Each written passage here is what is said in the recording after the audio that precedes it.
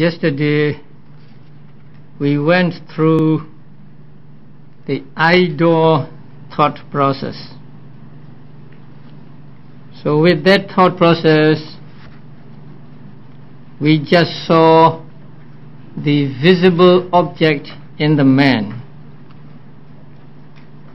At this moment of I-door thought process, we do not see the man yet. So what we see with this thought process is the material particles that are visible to the eye. Now there are 28 material properties, and only one of them is visible to the eye. So the other 27 we understand with our mind. So when we see a man, we first see the visible object or the material particles that can be seen in the person we call man.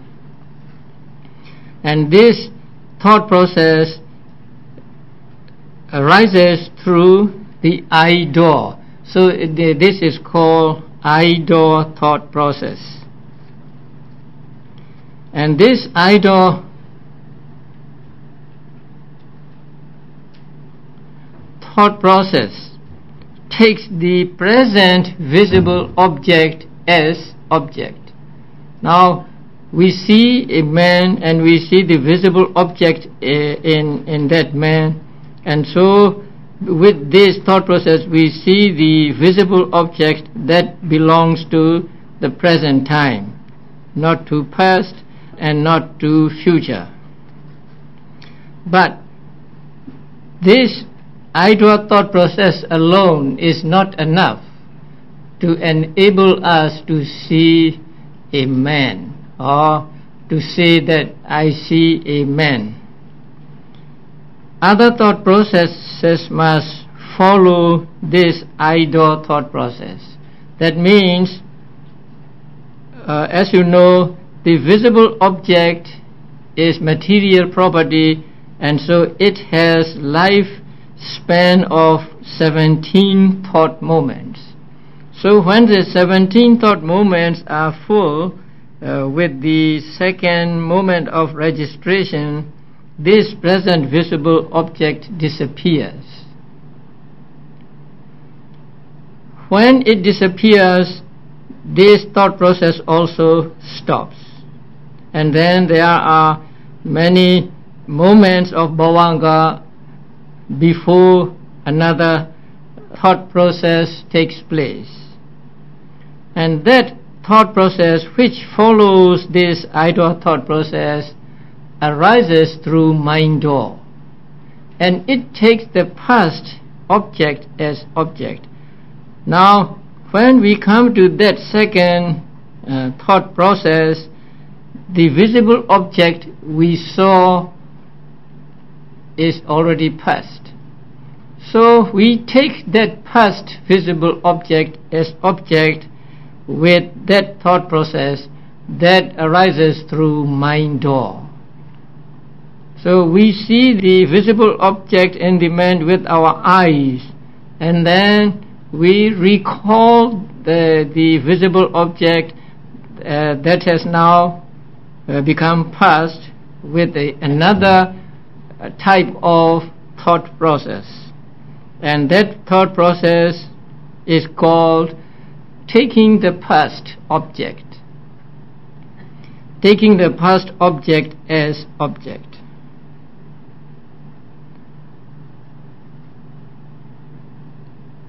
Whether it is present or it is past, the visible object is an ultimate reality. Since it is one of the 28 material properties, it is the ultimate reality. So first we see the present object with the I or I-door thought process, and then we recall the past visible object with the second thought process that follow here that follow the I door thought process. And that thought process, second thought process, arises through mind door. So we take the past object in our mind or through the mind door. That is still not enough. We have not seen the man yet. So after the cessation of the second type of thought process, there arises another type of thought process. And that process takes the group of visible objects as object, or the combination of the visible objects as object. And that thought process is called taking the group. Although we say it takes the group of visible objects, the visible object still is an ultimate reality. We are not taking the concept as object with this third thought process. So the third thought process is the process that takes the combination or the group of visible material properties or visible object as object. After the third thought process, there follows another thought process, the fourth one. And with that fourth one, we take or we see the thing concept. Now, I hope you remember two kinds of concepts, thing concept and name concept. So name concept means the name of the things or the nouns or the words that denote the things. And thing concept is what is denoted by the name or by the words. The man, the person which we call man, is the thing concept, and the name man is name concept. So with this fourth thought process, we take the thing concept as object. That means with the fourth thought process, we see the man. Now we see the man. Now we see the man as having shape and form. So when we see the shape and form as a man, we are taking a concept as object. We no longer take the ultimate reality as object during the fourth thought process. After taking the thing concept, after seeing the shape or form of the man, we say or we know that this is a man. So with the fifth thought process, we take the name concept of that object. So only then do we really see a man and say that I see a man. So in order for us to see a man or a thing, we need 5 types of thought processes, and each process may repeat many times. Now we are seeing every day, and seeing seems to be very simple experience. But when we know Abhidhamma and when we follow this series of thought processes, we know that seeing is a very complex experience.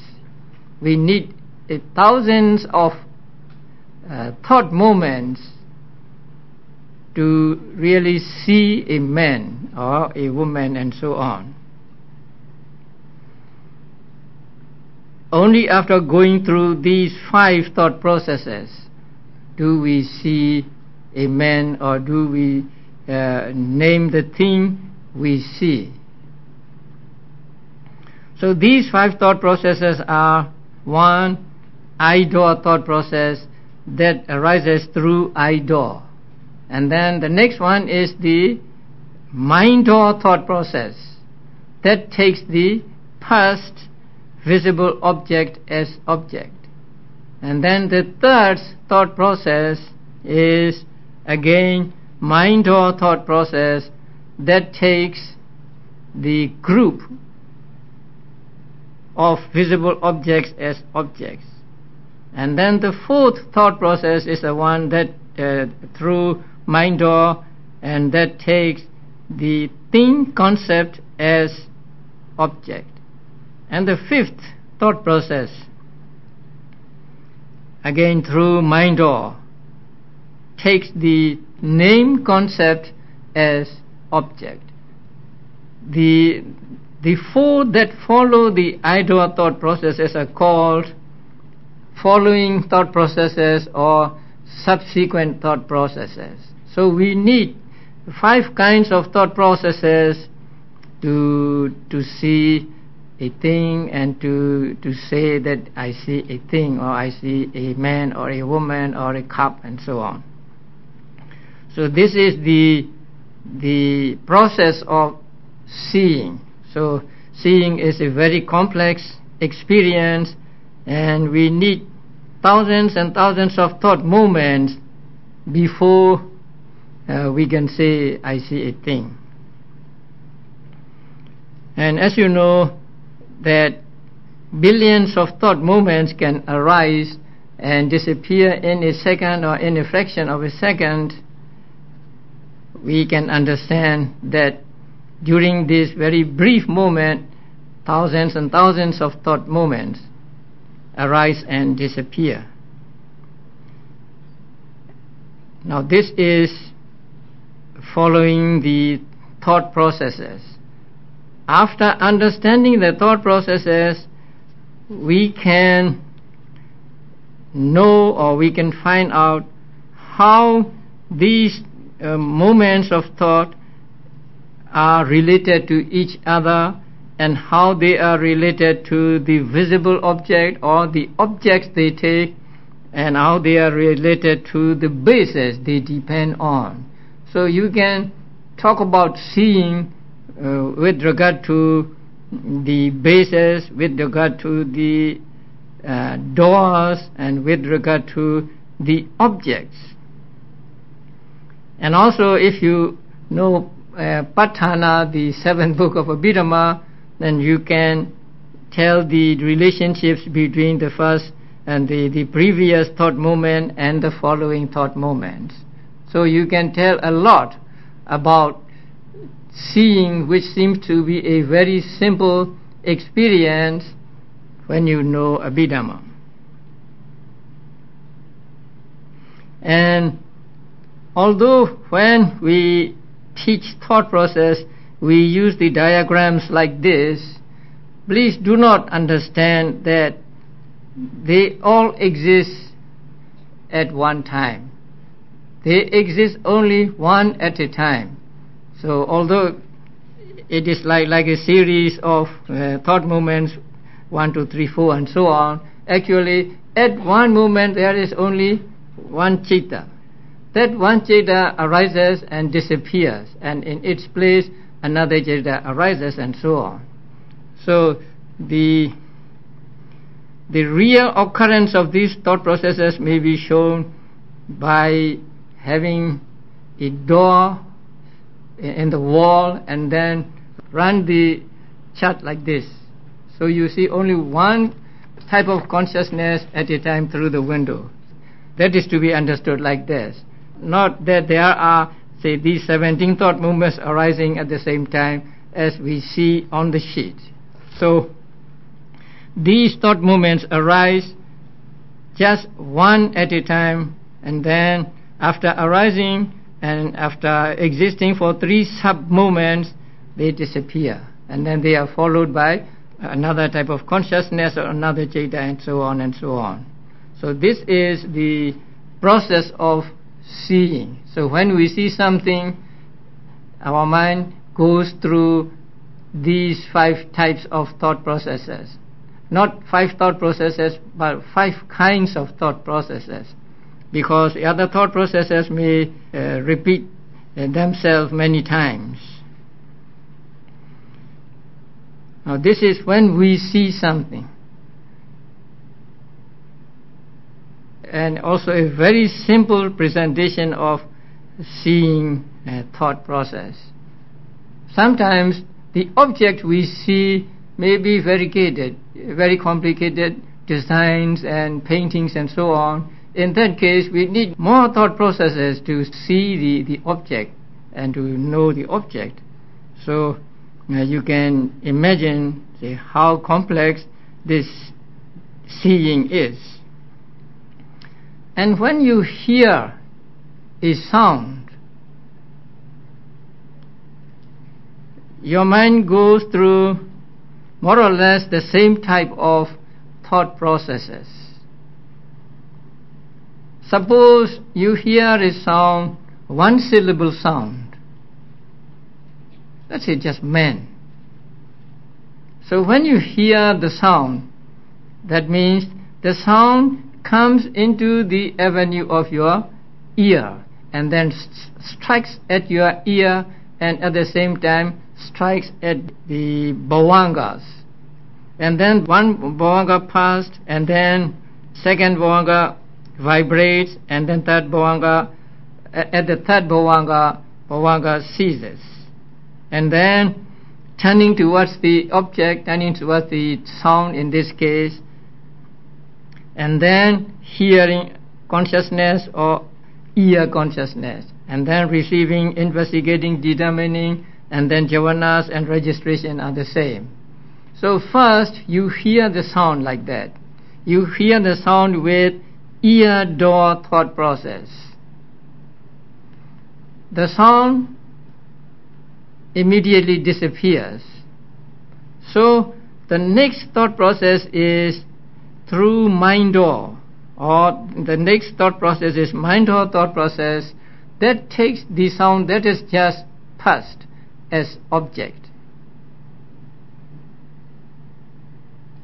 After that thought process, another thought process arises again through mind door, taking the sound man or taking the name man.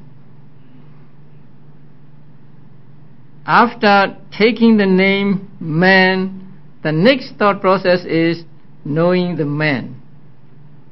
So in hearing thought process, the thing concept or the taking of thing concept and name concept are changed. In the seeing thought process, the taking the thing concept comes first and then taking the name concept. But in hearing thought process, first you hear something and then you know the meaning of it. So first you take the name concept, and from that name concept you know the thing concept, and that will come only when you know the meaning of it. If you do not know the meaning of the sound, that last thought process will not arise. Like when we hear foreign languages that are not our language and we don't know anything. So in that case, the last thought process will not arise. So this is the sequence of thought processes when we hear something. So there are only 4 here. First, we hear the sound which is present, and the next we take the past sound as object. That is a second type of thought process. And then with the third type of thought process, we take the name concept. Now we know the sound man. And then with the fourth thought process, we take the thing concept, the man that is represented by the word man. So we need 4 types of thought processes to hear one syllable sound. But if there are 2 syllables, then we may need one more thought process to hear the second syllable. let's say woman. Now, there are 2 syllables in the word woman. So we first hear the sound wu, and then we hear the sound man. So for the sound wu, there is one thought process, and for the sound man, there is another thought process, and then the combination of these 2, women, another thought process. So the more there are syllables, the more thought processes there are. If it is a long word, like meditation,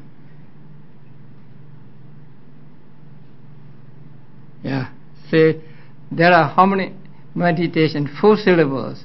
So you have to hear each syllable first, and then you combine all 4 syllables, and as a whole you take them. So the more there are syllables, the more complex the sequence of thought processes is. So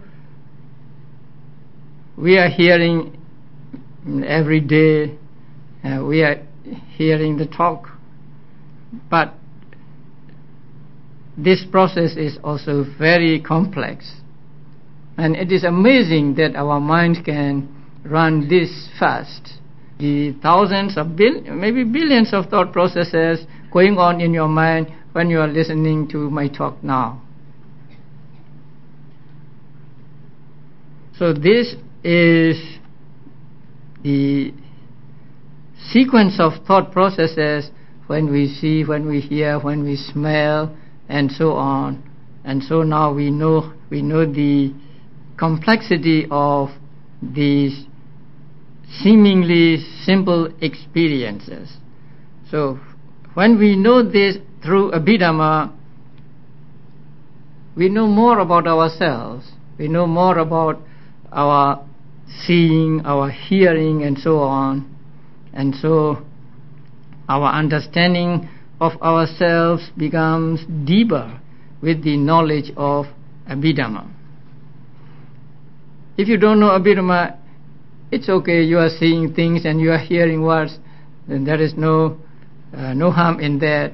But when you know Abhidhamma, then your understanding deepens. You know more about the hearing process, seeing process, and so on. This is one benefit we get from the knowledge of Abhidhamma. Now, in the mind or thought process, it is said that there is no past bhavanga. So there, in the mind or thought process, there will be no number 1. So it will begin with vibrational bhavanga and so on. And also there will be no receiving, investigating, determining. Oh, you have that one? Okay. So you may look at just the first one. Now there this is the present rupa objects. So when these are present rupa objects, then there is the past bhavanga. But when it is the past, then there is no a or atita bhavanga. So these all have a atita bhavanga. But there are other types of mind or thought processes, but we do not have the transparencies of them. So when the past objects are taken, then there is no past bhavanga.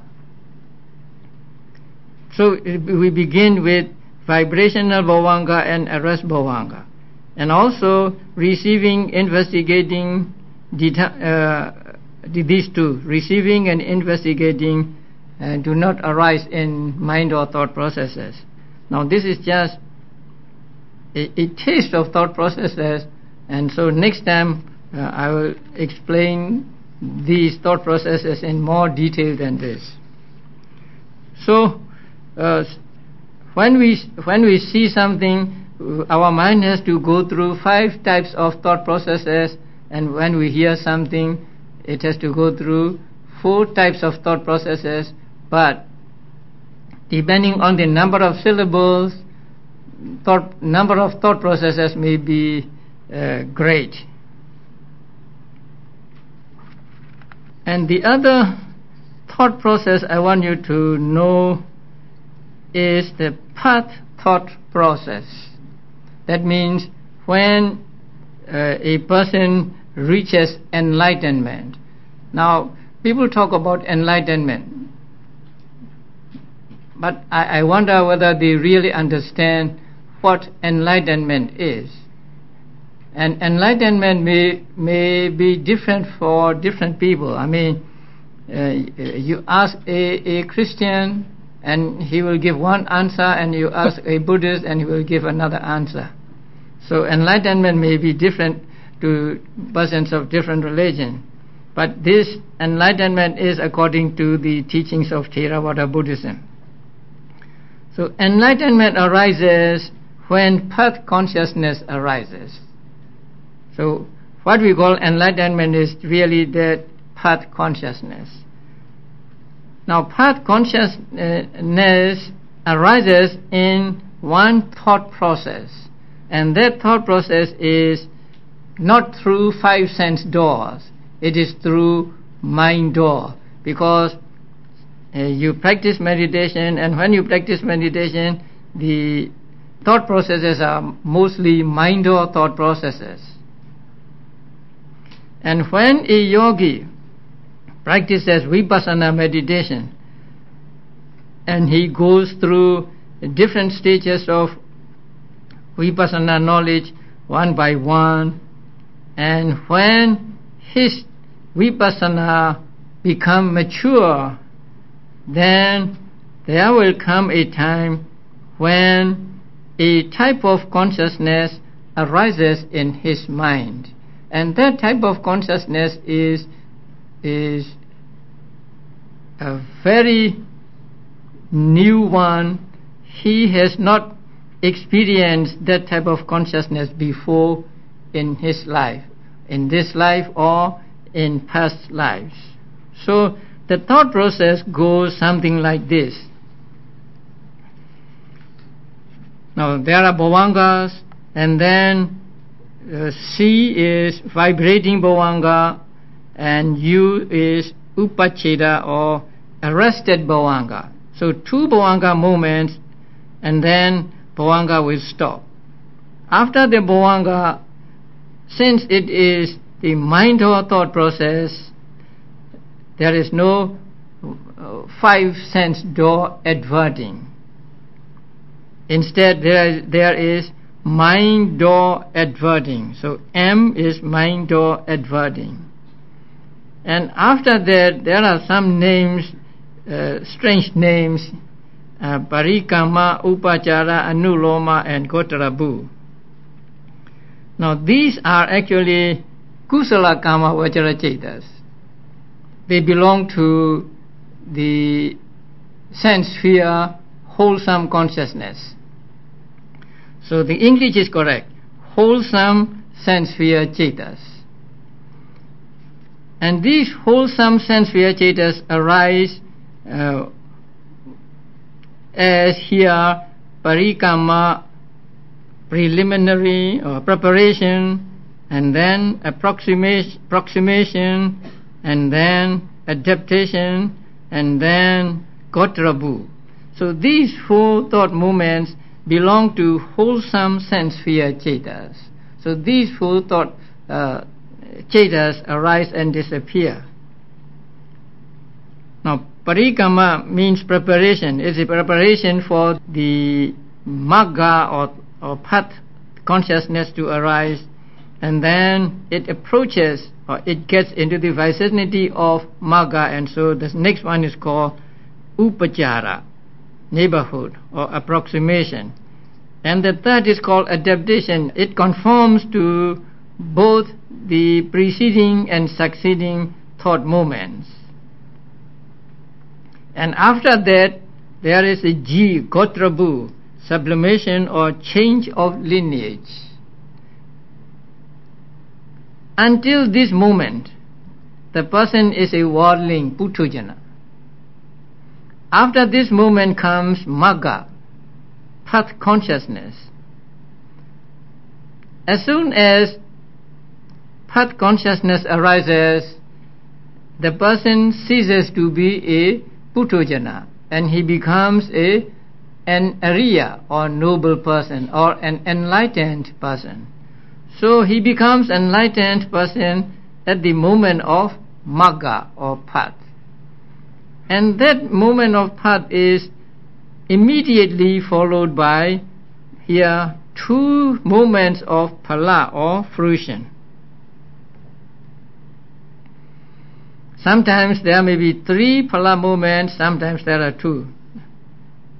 So after 2 phala moments, the thought process ceases and then bhavangas take on. So this is a thought process of path and fruition, or it is the thought process of enlightenment. So when a person gains enlightenment through the practice of Vipassana, this thought process arises in his mind.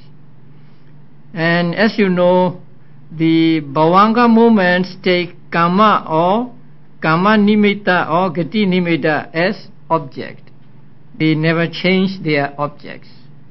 But beginning with manodvara vajana, beginning with the M, they take what are called miscellaneous formations.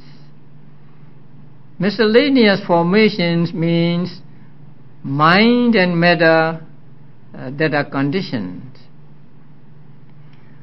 When you practice Vipassana meditation, you take the mind or matter that is conditioned. So these are technically called miscellaneous formations. Sometimes your object is matter like rising and falling of the abdomen or breathing in and breathing out. Sometimes the object is your mind, your wandering mind, or the cetasikas that arise in your mind like lobha, dosa and others. So these are called miscellaneous formations and they are object of Vipassana. So a person practices Vipassana and now his Vipassana is about to come to an end. And so all through Vipassana, what he takes as object is the miscellaneous formations. In other words, conditioned phenomena or mind and matter that are conditioned. After anuloma, after adaptation, arises kutrabhu or change of lineage. Now this kutrabhu belongs to wholesome sense sphere chetas. So one of the wholesome sense sphere chetas. But the difference between kutrabhu and the preceding thought moments is that while the preceding thought moments take miscellaneous formations as object, kutrabhu takes nibbana as object. And from this moment, the lineage of that person is changed. That means from being a putojana or worldling, he is now going to become an Arya or an enlightened person. If it is the first attainment of enlightenment, then we can say he is going to become a Sotapanna. So after kutrabhu, magga consciousness arises. Now magga belongs to supramundane consciousness. So the magga is supramundane consciousness, and the preceding chetas belong to wholesome sense sphere consciousness. So they are different. Now at the moment of magga, what happens? along with the path consciousness, there arise how many citasikas?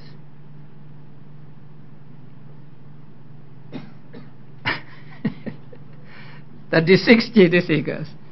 So among these 36 citasikas, there are right understanding, right thought, right speech, right action, right livelihood, right effort, right mindfulness, and right concentration. The 8 factors of path. So when we say the Noble Eightfold Path or 8 factors of path, we mean these 8 factors arising at this moment of path consciousness, or arising together with path consciousness. They are the real path factors. Before that, when a person is practicing meditation and the manodvara, vajana, parikama and so on are arising,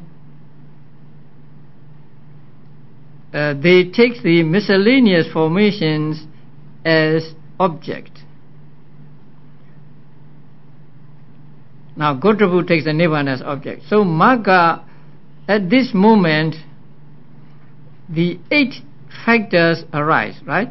So with the Parikama, Upajara, Anuloma, also these 8 factors arise. And these 8 factors are called path factors, but they belong to mundane sphere. They are not supramundane, they are not real path factors, but still they are called path factors because they resemble the real path factors. So when we are practicing Vipassana meditation, these 8 factors are functioning. Now, right effort. If you do not make effort, you cannot be mindful. So when you try to be mindful, when you pay attention to the objects, there is this right effort. And through right effort, there is right mindfulness. And through right mindfulness, there is right concentration. And when mind becomes concentrated, then it penetrates into the nature of things, or it sees the 3 characteristics of conditioned phenomena. And the 3 factors of right speech, right action, right livelihood are said to be already accomplished. Although strictly speaking, they do not arise during the moments of Vipassana, since a person has purified his moral conduct by taking precepts. These 3 factors of right speech, right action and right livelihood are said to be accomplished. So when a person, a yogi, is practicing Vipassana meditation, he is practicing these 8 path factors. But the 8 path factors he is practicing belong to mundane sphere. But these same 8 factors, when they arise with Magga, become the real path factors. So among these 8 path factors, there is right understanding. Right understanding is Panya. So this path consciousness is able to destroy mental defilements. So destruction of mental defilements occur at the moment of Magga or path consciousness. And here destruction is absolute, once and for all. Defilements that are destroyed by Magga will not arise in that person again anymore. This is the absolute destruction. Now we can abandon mental defilements momentarily or temporarily by practice of Vipassana meditation and by practice of jhanas. But just by Vipassana and just by jhana, we cannot abandon these mental defilements altogether. It is only at the moment of magga or enlightenment that these mental defilements can be destroyed altogether, so that they do not appear again. So at the moment of magga or path consciousness, defilements are destroyed. And immediately after magga followed 2 moments of fruition. And the function of these 2 or 3 here 2 moments of fruition is further tranquilization of defilements. That means defilements have been destroyed by magga, and when phala moments come, they further tranquilize the defilements so that they cannot burn again, or they cannot arise again. So the phala moments do not destroy any defilements, but they keep the destroyed defilements subdued during the moments of their arising. So although magga and phala belong to supramundane level, magga is the one that destroys the mental defilements, and phala or fruition is the one that tranquilizes further the defilements, or that subdued further the defilements. Now magga is compared to putting out the fire, and phala is compared to pouring more waters on the already extinguished fire so that it cannot burn again. Now after the phala moments, the thought process ceases, and so the bhavanga moments take on. So this is the thought process at the moment of enlightenment.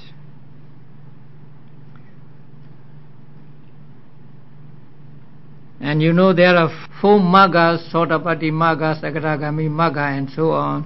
And so at different levels, the different mental defilements are destroyed. Now,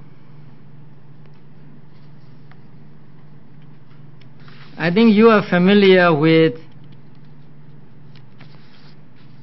the qualities of the Saṅgaha.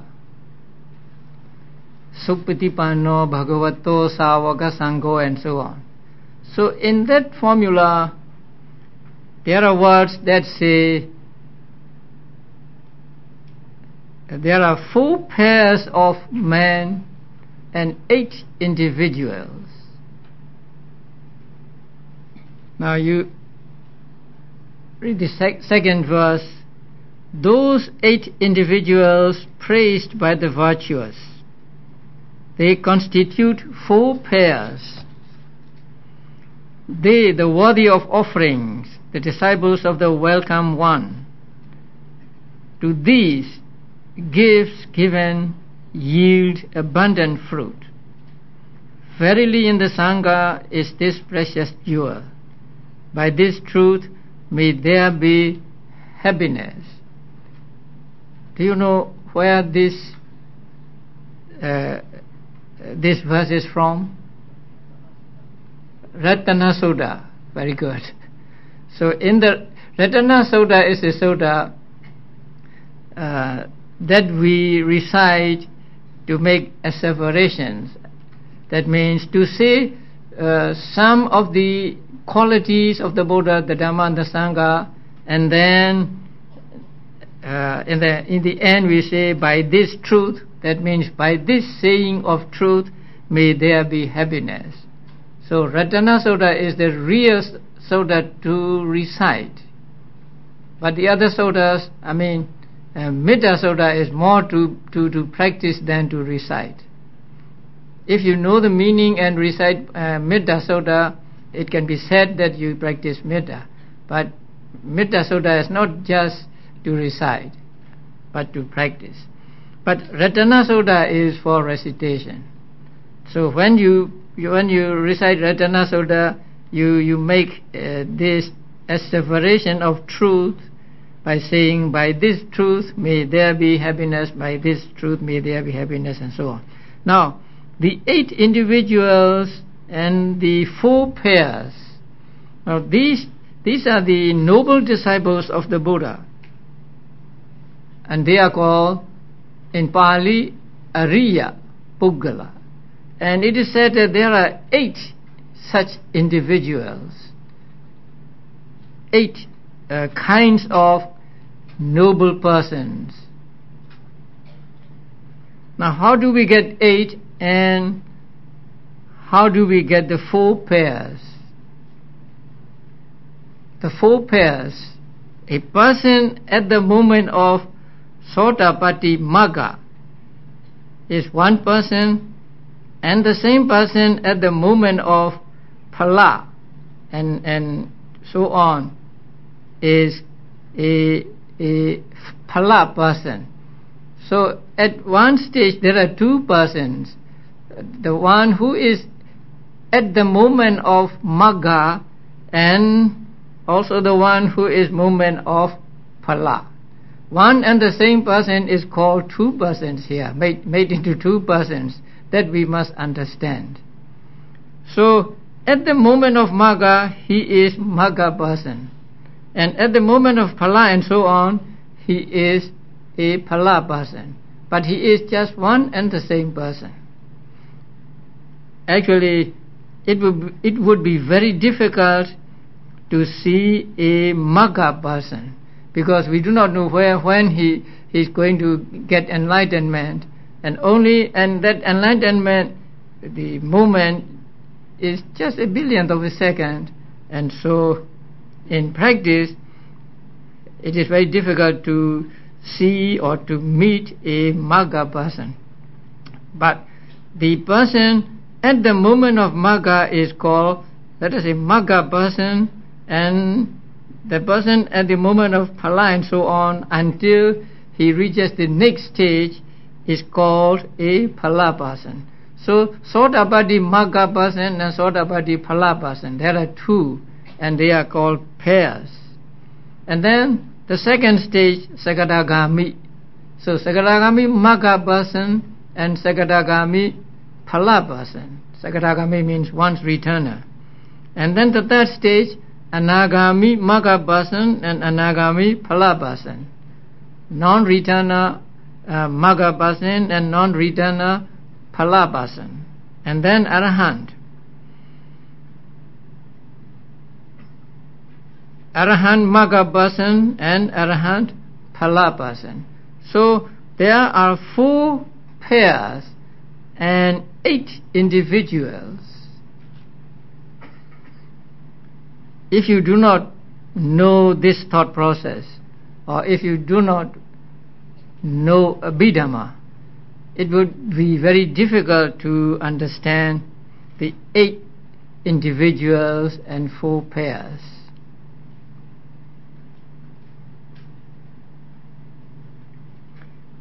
And if you do not understand Abhidhamma, you may misunderstand this, the 8 individuals and 4 pairs. Now, there are some people who say Magga and Phala may arise at different times, or Magga may not necessarily be immediately followed by Phala, because they point out that there are 8 persons, say Magga person and Phala person. So say the Magga person means one who has got Magga only, and then later at some time say he will get the fruit of Phala, and then he will become a Phala person. So they say that Magga can arise separately from being immediately followed by Phala. But that is not true. You see this thought process, and this thought process goes uninterrupted So Magga must always or immediately be followed by Phala. But one and the same person may be called a Magga person at the moment of Magga and Phala person at the moment of Phala, and so on. I gave the analogy of a person who is breaking a record. So when, say, athlete, so when he breaks the ribbon, the moment he breaks the ribbon, then he is breaking a record. One moment after that, he is the one who has broken the record. So we can see two persons there. The one actually breaking the record and the other, but the same person who has broken the record. So we can see two persons in just one person, depending on at what time we call him. So in the same way, here also, the yogi is like a man who is running. Now his mind is going very swift. So at the moment of Magga, he is a Magga person, and at the moment of Phala, he is a Phala person. But he is one and the same person. So that this we understand only when we know this thought process. And also, to go back to what I said before, one of the attributes of the Dhamma is akaliko, no time, right? So no time means no intervening time in giving results. So here Magga is the cause and Phala is the result. So in this thought process, the result immediately follows the cause. There is no time gap between Magga and Phala. So Magga is said to be akalika, no time in giving results. So when we say Dhamma is akalika, Dhamma gives immediate results, we mean by Dhamma this Magga, the four Maggas. As you know, there are 10 kinds of Dhammas, 4 Maggas, 4 Phalas, Nibbana, and the scriptures. So when we say Dhamma is akalika, we mean Magga, 4 Maggas only, and not Phala, not Nibbana, and not scriptures. That is one thing we must understand, or we understand through the knowledge of the thought process. Now the other one is the same thing, the other verse. That sanctity praised by the Buddha Supreme is described as concentration with immediate result. There is none like that concentration. Verily in the Dhamma is this precious jewel. By this truth may there be happiness. Again from Ratana Sutta. So here it is that that sanctity or purity praised by the Buddha Supreme is described as concentration with immediate result. Now here concentration is mentioned. Now with Magga Citta there arises Samma Samadhi, right concentration. So that right concentration is described here as concentration with immediate result. That means concentration that gives results without being intervened by any time. And there is none like that concentration. Now Magga concentration is called the best. There are jhana concentration, but jhana concentration can keep the mental defilements away temporarily, not absolute. So the Magga concentration is the best of the concentration, so it is said there is none like that concentration. So we understand that verse in Ratana Sutta when we understand the path thought process taught in Abhidhamma. So even the Sutta passages you can understand fully only when you understand Abhidhamma. But I don't mean every Sutta passage, but there are passages like this where you need a knowledge of Abhidhamma to understand properly. Let's have a break.